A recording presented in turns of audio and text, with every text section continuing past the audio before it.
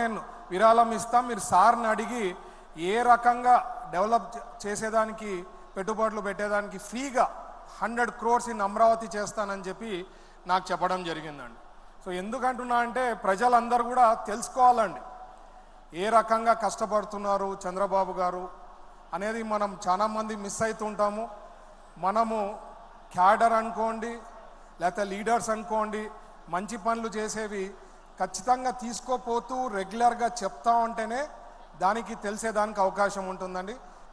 అట్లాంటి లీడర్, అట్లాంటి ముఖ్యమంత్రి మనకు ఉండేదానికి మనం అందరం కూడా చాలా అదృష్టంగా చేస్తున్నామని చెప్పి నేను చెప్పదలుచుకున్నాను.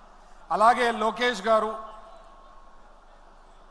యువగలం పాదయాత్ర చేసేటప్పుడు స్టార్టింగ్లో ఏం చెప్పారండి, అందరూ ఒక వారం రోజులో 2 వారాల్లో చేసేస్తారు, అయిపోతుంది, ఇంకా చెయ్యరు, దాని తర్వాత రెస్ట్ తీసుకుంటారని చెప్పినారు.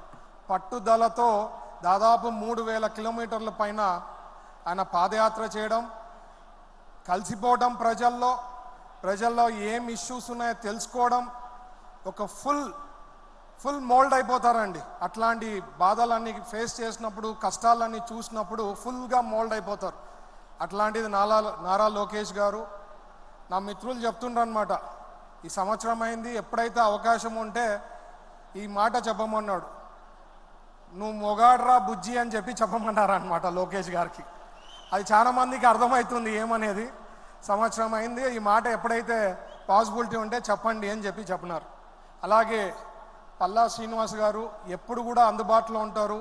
ఫోన్ చేసినప్పుడు అంతా కూడా ఒకవేళ మిస్ కాల్ ఉన్నా రిటర్న్ చేసి అందుబాటులో ఉండేదానికి పల్లా శ్రీనివాస్ గారికి, వేదికలు అలంకరించిన సహచార మంత్రివర్యులు, తర్వాత మిత్రులు, ఎమ్మెల్యేలు, ఎమ్మెల్సీలు, కార్పొరేషన్ చైర్మన్స్ అందరికీ నా నమస్కారాలండి. ఇక్కడ విచ్చేసిన ముఖ్యంగా తెలుగుదేశం పార్టీ కుటుంబ సభ్యులకి అందరికీ నా నమస్కారాలండి.